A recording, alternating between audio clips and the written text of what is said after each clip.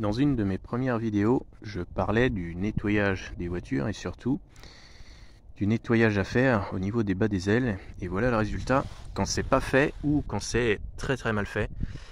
Alors les bas des ailes commencent à bien pourrir. Voilà pourquoi je décape. Et là, on constate que le bas de l'aile n'est vraiment pas beau à voir. Et curieusement, c'est pas beau à l'intérieur, mais à l'extérieur, c'est plutôt pas si mal. On ne voit quasiment rien, c'est plutôt en bel état. En plus, il y a une protection assez épaisse. Par contre, à l'intérieur, il n'y a pas vraiment de protection sur les tôles. Et ça pourrit beaucoup plus vite. Et les tôles vont donc se perforer par l'intérieur. Et quand les tôles seront perforées, bien sûr, l'aile sera totalement pourrie et bonne pour la casse. Moins de corrosion sur la deuxième aile, par contre, une jolie collection de bosses aussi.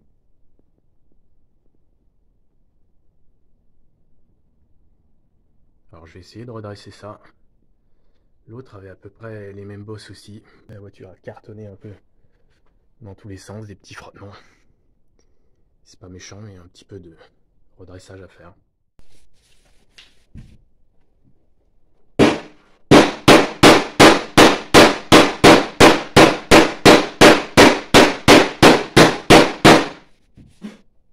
C'est pas comme ça qu'on fait?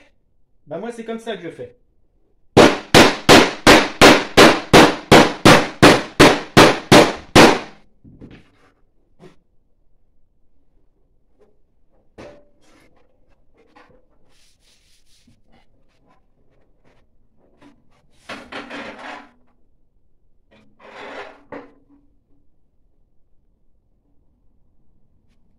Il y en a une petite, j'arrive pas à la voir.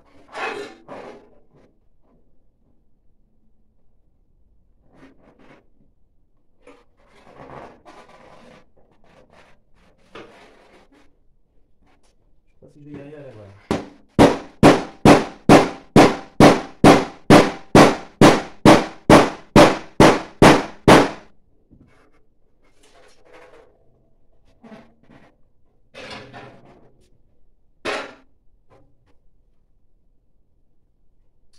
Ouais, bah on voit pas grand chose. Pour les cochons que c'est, ça ira. Un pare-choc qui a pris cher. On voit qu'il a eu un paquet de coups. Surtout on voit qu'il est complètement déformé. Alors la plaque est complètement tordue. La plaque a fait un petit peu office de pare-choc sur le pare-choc.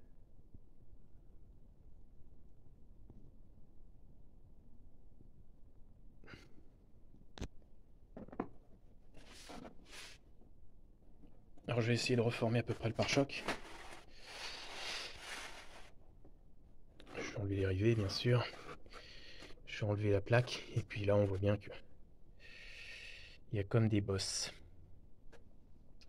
C'est à peu près gonflé partout ici. Ici c'est à peu près normal. Ici c'est vraiment plié. Ici c'est pareil. Sinon l'alignement est presque bien. Presque. Sauf que cet élément-là, je sais même pas ce que je vais en faire. Je pense que je vais même pas le redresser. Parce qu'il n'est pas droit du tout. Normalement, il doit être comme son copain à côté. Il est complètement tordu. Sauf que si je le redresse, j'ai peur que... Déjà, pour remonter le pare-choc, je vais m'amuser. Donc je vais le laisser comme ça. De toute façon, ça se voit pas. Je vais juste essayer de reformer le pare-choc. Ça va être déjà bien. Ça va être déjà un peu plus présentable. Et puis mettre les plaques.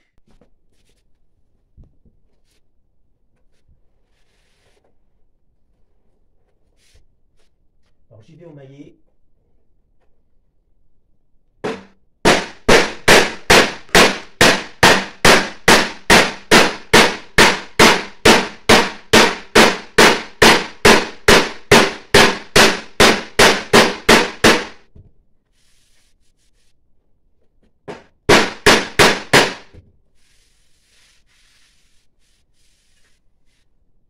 La forme d'origine, je la connais pas, mais bon.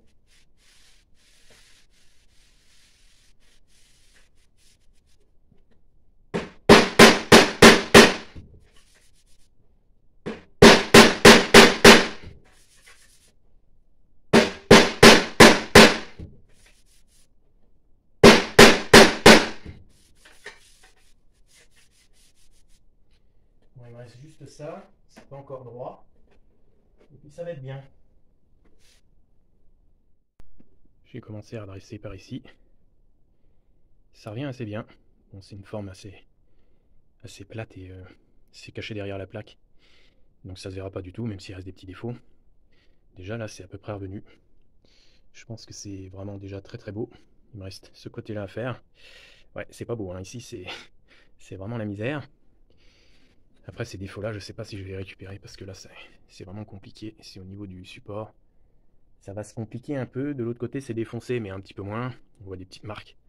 C'est pas parfait, mais là c'est plutôt un mastic de finition qu'il faudrait. Et c'est vraiment, c'est très très léger. Ça se voit à peine. Bon, j'ai une petite bosse ici, mais ça devrait pas poser trop de problèmes. Je pense qu'il sera compliqué d'avoir beaucoup mieux que ça. Je vais reposer la plaque. La nouvelle plaque. Ici, j'ai bien rattrapé les petites bosses. Bon, il reste une petite égratignure, mais ça va être déjà plus présentable comme ça. Il n'y a qu'ici que c'est pas beau. Mais comme il y a les supports derrière, il n'y a pas moyen de faire quelque chose de vraiment propre. C'est déjà mieux. L'aile droite est un peu plus saine. Un petit peu de corrosion à l'intérieur, dans le bas. Mais elle est beaucoup plus saine. Elle est quasi en état neuf à l'intérieur. Donc juste un petit peu de travail et c'est beau. J'ai tout décapé et repeint. Alors j'ai mis de l'anti-rouille, une couche de verre comme ça à l'intérieur et que ça se voit pas, pour avoir une sorte de guide de peinture pour voir si c'est bien couvert. J'ai mis une couche de verre et ensuite une couche de gris et enfin un petit peu de noir pour cacher un peu la misère. Et puis pour que ça ne se voit pas trop, parce qu'il y a des endroits qui peuvent éventuellement se voir comme sur les bords. Mais bon, de toute façon c'est provisoire. Le véhicule étant à repeindre entièrement quelque part, peut-être que dans 10 ou 15 ans il sera entièrement repeint, j'en sais rien. L'avenir le dira. Il y a même pas de trou, dis donc. Enfin, pas encore en tout cas. Pas mal pour une Mazda. Hein. Et ce côté-là, c'est pas mal non plus. C'est même beaucoup mieux ce côté-là. J'ai mis de l'anti-rouille, du gris, un petit peu de noir, histoire de, ça se voit pas trop. On va dire que de loin, c'est beau.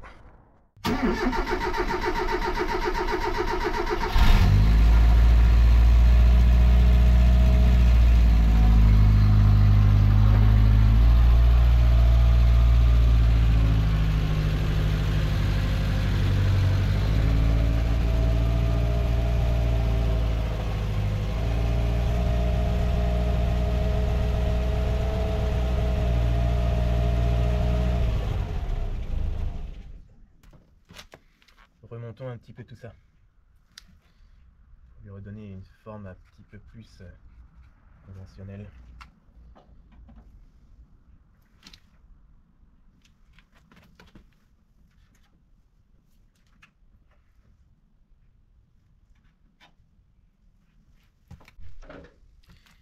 Au moment de remonter les pare-chocs, ce qu'il faut faire attention, c'est que les petites pattes de fixation ici, pour les protections plastique de pare-choc, soient bien en ligne, bien collées au pare-choc en tôle. Donc j'ai remis la vis avec le petit support en plastique directement sur l'habillage en plastique du pare-choc. Et ensuite, je l'ai emboîté dedans, je l'ai agrafé au pare-choc en tôle. Alors si on remet pas ça correctement, on a un bout de plastique qui pendouille, qui ne tient pas, qui n'est pas en ligne, ça fait tout tordu, ça fait vraiment dégueulasse. Alors j'avais vraiment ce problème là, et il y avait eu de la colle de mise pour essayer de corriger le problème, c'était vraiment ignoble. Donc à ce niveau là, ça devrait être déjà beaucoup plus propre.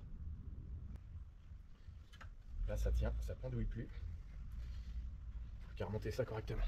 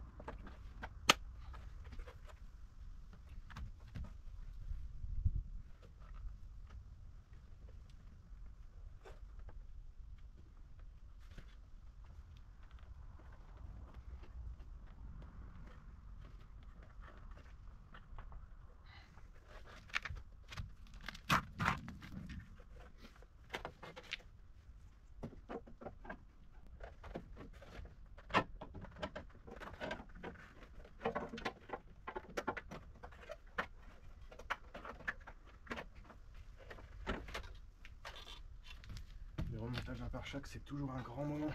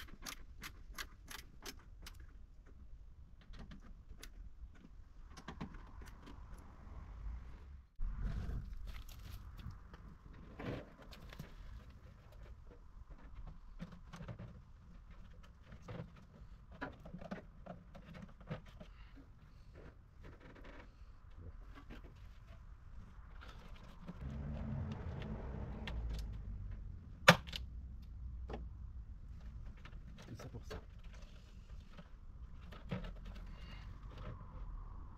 Alors,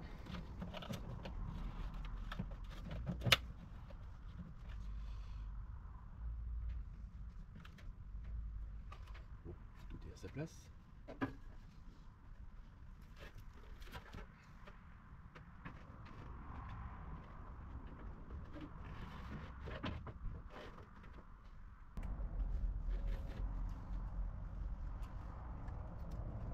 Ouais, pas une partie de rigolade cette affaire.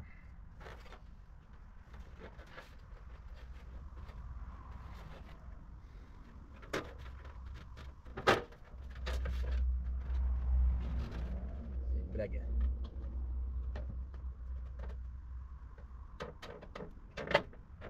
Haha.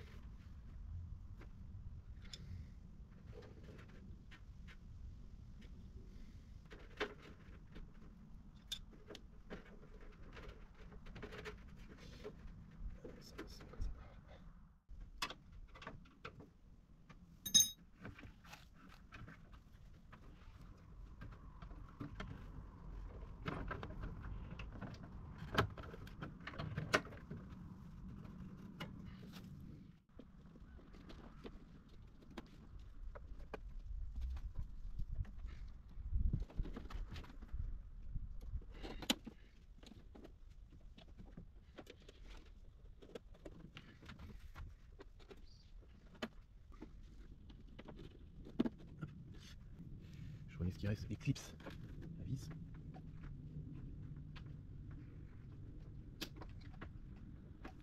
Ça tient si on veut.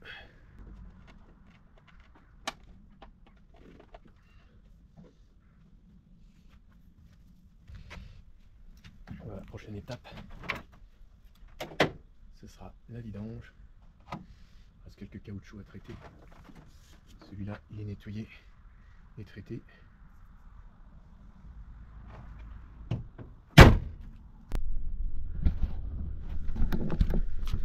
Elle a retrouvé un petit peu du printemps. Alors les essuie-glaces en inox, c'est pas normal qu'ils soient gris et noirs, donc ça c'est encore un petit bricolage. Je vais les repeindre en noir. Parce que d'un côté ils sont noirs et puis de l'autre côté la peinture est partie. Encore un peu de travail.